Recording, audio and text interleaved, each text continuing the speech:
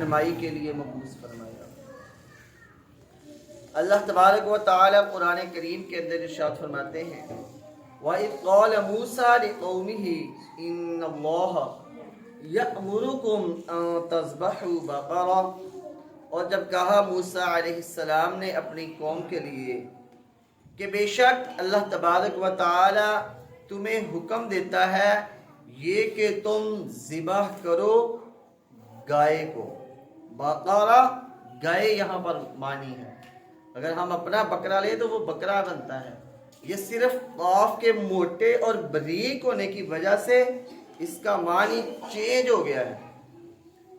قالوا اتتخذنا ہزوا، انہوں نے کہا کیا تو ہم سے مذاق کرتا ہے؟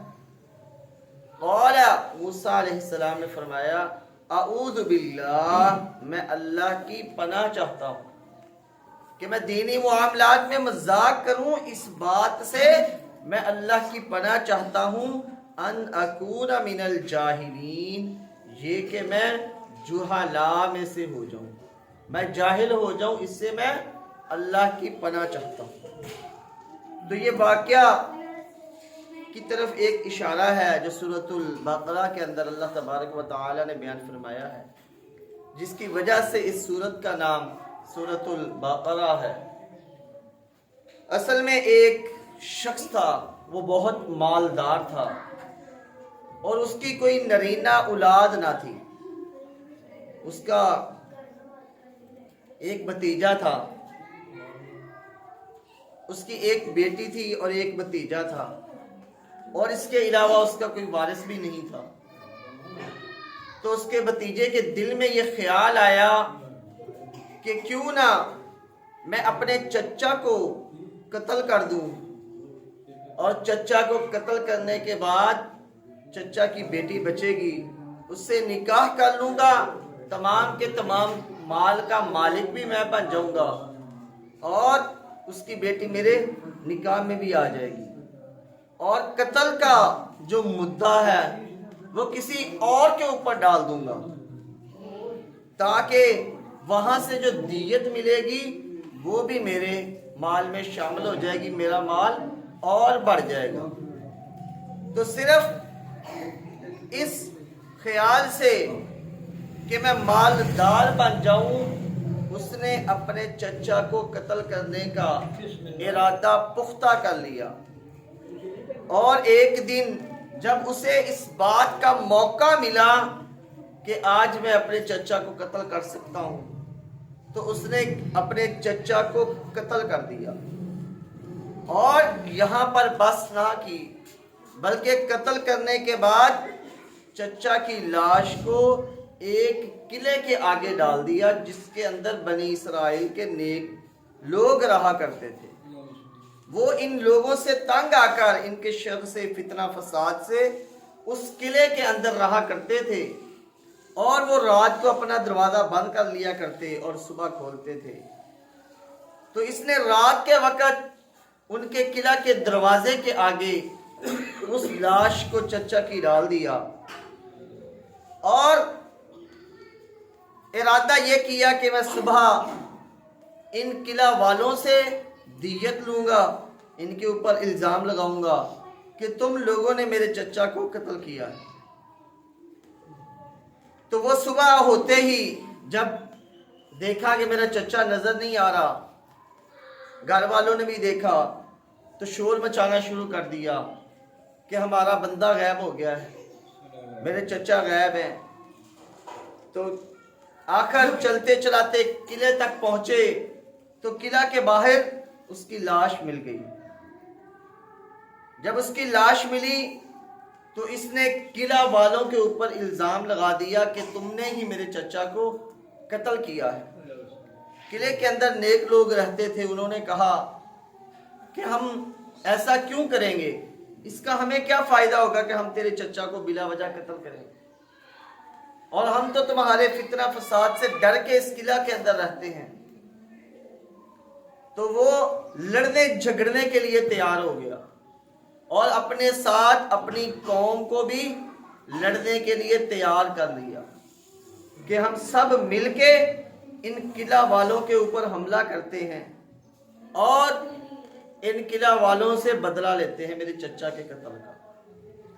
تو وہ قلعے والے شریف لوگ تھے، وہ موسیٰ علیہ السلام کے پاس گئے کہ اللہ کے نبی ہمارے اوپر یہ الزام لگا رہا ہے، حالانکہ ہم بری الذمہ ہیں، ہمارا اس میں کوئی ہاتھ نہیں ہے، لیکن یہ پھر بھی ہمارے ساتھ لڑنے کے لیے تیار ہے اور فتنہ و فساد چاہتا ہے۔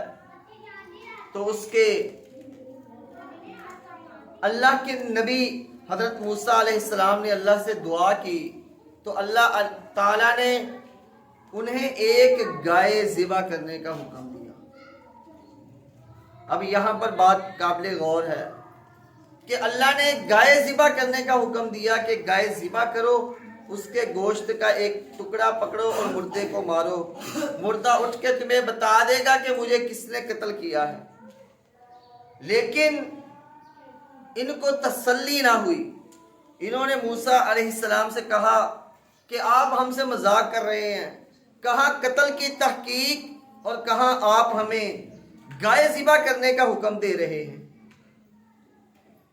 تو جب موسیٰ علیہ السلام نے کہا کہ میں اللہ کے معاملات میں مذاق نہیں کرتا، میں اللہ کی پناہ چاہتا ہوں، تو انہوں نے سوالات کے دروازے کھول دیے۔ جیسے آج ہمارے ہاں بھی کچھ لوگ ہیں کہ ایک بات کہہ دی جائے تو اس میں سوال پہ سوال کیے جاتے ہیں، حتیٰ کہ وہ کام ان کے لیے چاہے مشکل بن جائے، لیکن انہوں نے سوال کرنے ہیں۔ تو بنی اسرائیل کے لوگوں نے بھی اسی طرح سوال کرنے شروع کر دیے کہ وہ گائے کیسی ہونی چاہیے، حالانکہ عام گائے تھی، گائے کا حکم تھا تو عام گائے ہی ذبح کر لیتے ہیں۔ انہوں نے کہا گائے کیسی ہونی چاہیے؟ اس پر حکم ہوا کہ نہ وہ بالکل بڑھیا ہو اور نہ بالکل بچہ ہو، بلکہ درمیانی عمر کی ہو، اوان بین ذالک، درمیانی عمر کی گائے ہونی چاہیے۔ اس پر بھی ان کا تسلی نہ ہوئی، انہوں نے کہا ایسی تو بہت ساری گائے ہیں، ہمیں بتلائیے اس کا رنگ کیسا ہونا چاہیے۔ تو وہی آئی کہ وہ زرد رنگ کی ہے، شوخ اس کا رنگ ہے اور وہ دیکھنے والے کی آنکھوں کو جچتی ہے، یعنی کہ دیکھنے میں خوبصورت نظر آتی ہے۔ تو کہنے لگے کہ ایسی بھی بہت ساری گائے ہیں، کوئی اور بات بتلائیے جس سے ہمیں پتہ چلے۔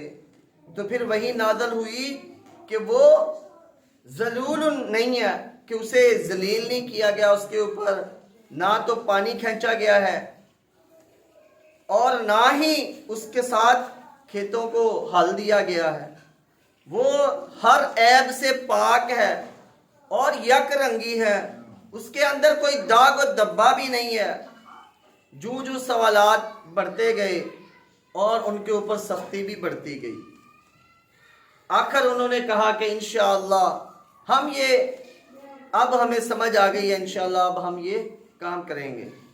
تو اگر وہ آپ صلی اللہ علیہ وسلم کا فرمانے والی شان ہے کہ انشاءاللہ نہ کہتے تو وہ کبھی بھی اس گائے کو نہیں ڈھونڈ سکتے تھے۔ تو ایک لڑکا تھا بنی اسرائیل کے اندر جو نیک تھا، ایک دفعہ کا ذکر ہے کہ وہ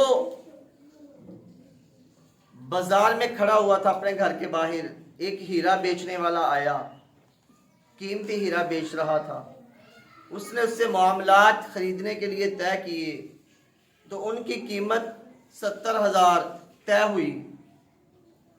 تو اس نے کہا کہ میرے والد سوئے ہوئے ہیں، اگر تم انتظار کر لو تو میں تمہیں 80,000 دے دوں گا۔ جو ہیرا بیچنے والا تھا اس نے کہا کہ تم ابھی اپنے والد کو جگا دو تو میں یہ تمہیں 70 کے بجائے 60,000 کے اندر دے دوں گا۔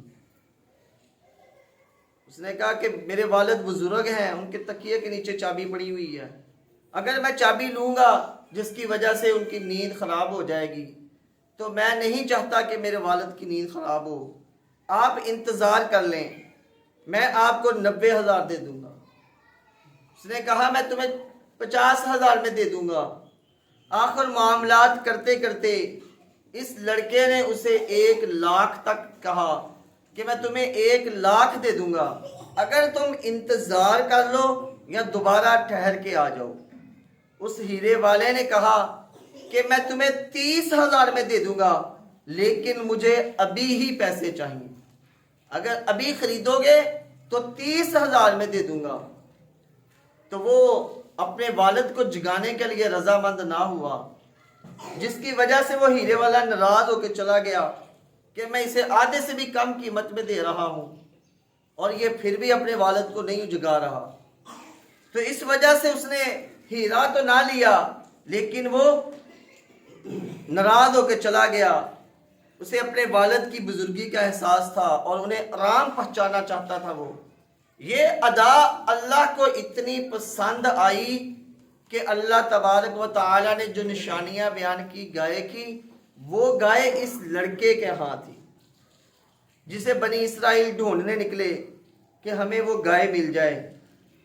تو کرتے کراتے اس کے پاس پہنچے تو اس سے کہنے لگے کہ ہمیں یہ گائے دے دو، اس کے بدلے ہم سے دوسری گائے لے لو۔ اس نے کہا نہیں۔ انہوں نے کہا 2 لے لو ہم سے۔ تو اس لڑکے نے کہا کہ نہیں، میں اس قیمت پہ بھی نہیں بیچوں گا۔ آخر 3 پہ معاملہ پہنچا کہ 3 گائے ہم سے لے لو اور ہمیں یہ گائے دے دو۔ اس لڑکے نے تب بھی راضی نہ ہوا۔ آخر کرتے کرتے 10 گائے تک معاملہ جا پہنچا کہ ہم سے 10 گائے لے لو اور ہمیں یہ گائے دے دو۔ تو وہ لڑکا اس پہ بھی راضی نہ ہوا، اس نے کہا نہیں۔ تو آخر یہ اللہ کے نبی موسیٰ علیہ السلام کے پاس واپس آئے اور آ کے اس لڑکے کی شکایت کرنے لگے کہ وہ 10 گائے پہ بھی راضی نہیں ہو رہا۔ اصل میں اس لڑکے کا والد فوت ہو گیا تھا اور اس کی ماں اور وہ لڑکا کمپلسری کی مفلسی کی زندگی گزار رہے تھے۔ تو یہ گائے اللہ کی طرف سے ان کے لیے انعام تھا۔ تو موسیٰ علیہ السلام نے کہا کہ تم جیسے بھی کرو اس لڑکے کو راضی کر کے اس سے گائے خرید کے لاؤ۔ آخر بنی اسرائیل کے لوگوں کو اس گائے کے وزن کے برابر سونا دے کے وہ گائے خریدنی پڑی۔ حالانکہ اس سے پہلے ان کے لیے آسان تھا کہ وہ کوئی بھی گائے ذبح کر دیتے اور اپنے مردے کو لگا دیتے۔ تو جب اس گائے کو خرید لیا گیا، اسے ذبح کیا گیا اور مردہ اٹھا اور اس سے پوچھا گیا کہ تمہیں کس نے قتل کیا ہے، تو اس مردے نے کہا کہ مجھے میرے بھتیجے نے قتل کیا ہے، اور اس کا مقصد یہ تھا کہ وہ میری بیٹی سے نکاح کر لے اور میرے تمام مال کا مالک بن جائے۔ یہ کہہ کے وہ دوبارہ سے فوت ہو گیا۔ یہ اللہ کا معجزہ تھا جو بنی اسرائیل کے اندر ظاہر ہوا۔ ایک بڑا فتنہ اٹھنا تھا، بنی اسرائیل کی آپس میں جنگ ہونی تھی، جس سے اللہ تبارک و تعالی نے انہیں بچا لیا۔ تو یہ تمام معاملہ دب گیا اور اس کی وجہ سے فتنہ جو تھا وہ ختم ہو گیا۔ تو اللہ تبارک و تعالی نے آگے قرآن کریم کے اندر اس واقعے کو کچھ یوں بیان فرمایا ہے۔ قَالُوا ادْعُ لَنَا رَبَّكَ يُبَيِّن لَنَا مَا هِيَ، انہوں نے کہا کہ اپنے رب سے دعا کیجئے، وہ بیان کرے ہمارے لیے کہ اس کی حیت کیا ہے، وہ گائے کیسی ہونی چاہیے۔ قال انہ، موسیٰ علیہ السلام نے کہا بے شک وہ کہتا ہے، کون؟ اللہ تبارک و تعالی، یقول انہا بقرۃ لا فارض ولا بکر اوان بین ذالک، کہ وہ گائے نہ بالکل بڑھیا ہے اور نہ بالکل بچہ ہے، بلکہ درمیانی عمر کی نوجوان گائے ہے۔ اوان بین ذالک فافعلوا ما تؤمرون، درمیانی عمر کی ہے، اب تم کرو جو تمہیں حکم دیا گیا ہے۔ تو وہ یہاں پر بھی راضی نہ ہوئے، انہوں نے پھر سوال کیا، قالوا ادْعُ لَنَا رَبَّكَ، اپنے رب سے سوال کیجئے، اپنے رب سے پوچھئے، يُبَيِّن لَنَا مَا لَوْنُهَا، کہ وہ بیان کرے ہمارے لیے کہ اس کا رنگ کیسا ہونا چاہیے۔ قال انه يقول انها، تو موسیٰ علیہ السلام نے کہا کہ بے شک اللہ تبارک و تعالی فرماتے ہیں بقرۃ صفراء فاقع لونها تسر الناظرین، کہ وہ زرد رنگ کی گائے ہے چمکیلا اور دیکھنے والوں کو بھلا لگنے والا اس کا رنگ ہے۔ قالوا ادع لنا ربک یبین لنا ما ہی، انہوں نے کہا اپنے رب سے دعا کیجئے کہ وہ بیان کرے ہمارے لیے اس کی ہیت۔ ان البقرہ تشابہ علینا، بے شک گائے متشابہ ہو گئی ہے ہمارے لیے۔ وَإِنَّا إِن شَاءَ اللَّهُ لَمُهْتَدُونَ، اور بے شک اگر چاہا اللہ نے ہم ہدایت پانے والے ہوں گے۔ اگر وہ انشاءاللہ نہ کہتے تو پھر اس کے بعد انہیں کبھی بھی وہ گائے نہ ملتی۔ تو یہاں پر پھر اللہ تبارک و تعالی نے انہیں گائے کا بتلایا کہ وہ گائے کیسی ہونی چاہیے۔ اللہ تبارک و تعالی فرماتے ہیں قال انہ یقول انہا بقرۃ لا ذلول، کہ بے شک وہ کہتا ہے کہ وہ گائے بقرۃ اللہ ایسی گائے ہے لا ذلول، کہ جو ذلیل نہیں ہے، جس کے اوپر حال نہیں جوتا گیا۔ ولا تثیر الارض، وہ زمین کو جو پھاڑنے کے لیے گائے سے کام لیتے ہیں وہ کام نہیں لیا گیا، اس سے کھیتی باڑی نہیں کی۔ ولا تسقی الحرث، اور نہ کھیتوں کو پانی پلایا گیا ہے۔ مسلمۃ لا شیۃ فیہا، وہ بے داغ اور تندرست ہے۔ قالوا الآن، اب انہوں نے کہا، کہنے لگے الآن، اب جئت بالحق، آپ آئے ہیں حق کے ساتھ کہ یہ گائے جو ہے یہ ہمیں تمام کی تمام سمجھ آ گئی ہے۔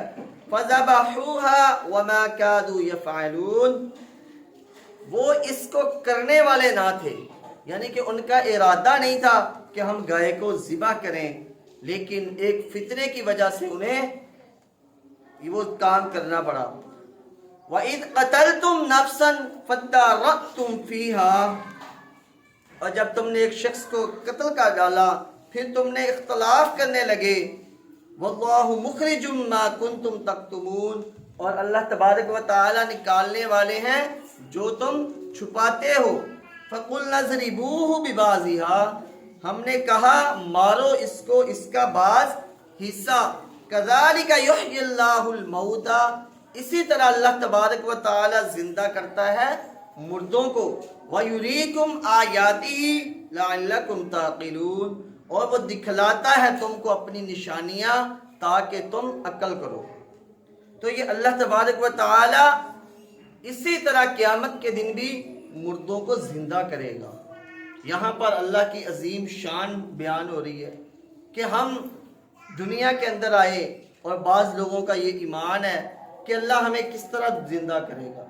تو اللہ جس طرح اس مردے کو زندہ کرنے والا ہے، جس طرح اللہ تبارک و تعالی مردہ زمین کو زندہ کرتا ہے، اسی طرح اللہ تبارک و تعالی کل قیامت کے دن تمام مردوں کو زندہ کرے گا۔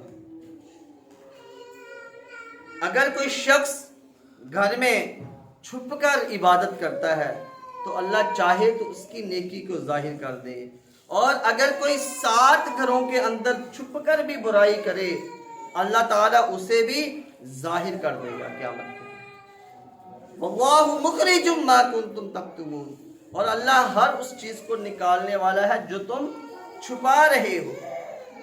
آپ صلی اللہ علیہ وسلم سے صحابہ نے پوچھا یا رسول اللہ کل قیامت کے دن اللہ تبارک و تعالیٰ کیسے مردوں کو زندہ کریں گے؟ آپ نے فرمایا تم زمین کو نہیں دیکھتے، تم وہاں سے گزرتے ہو اور وہ مر چکی ہوتی ہے، اس کے اندر کوئی کھیتی باڑی نہیں ہوتی ہے، پھر تم کچھ عرصے بعد گزرتے ہو تو اس کے اندر لہلہاتے کھیتی لگی ہوتی ہے۔ انہوں نے کہا کیوں نہیں، ہم دیکھتے ہیں۔ تو آپ نے فرمایا اسی طرح اللہ تبارک و تعالی کل قیامت کے دن مردوں کو بھی زندہ کر دے گا۔ حضرت انس رضی اللہ تعالی عنہ فرماتے ہیں کہ ایک یہودی نے ایک لڑکی کا سر پتھر رکھ کر دوسرے پتھر سے کچل ڈالا۔ ایک پتھر پہ سر رکھا اور اس کے اوپر دوسرا پتھر مارا، جس کی وجہ سے اس کا سر آپس میں دھنس گیا اور اس کے ہاتھ سے اس یہودی نے کڑے اتار لیے۔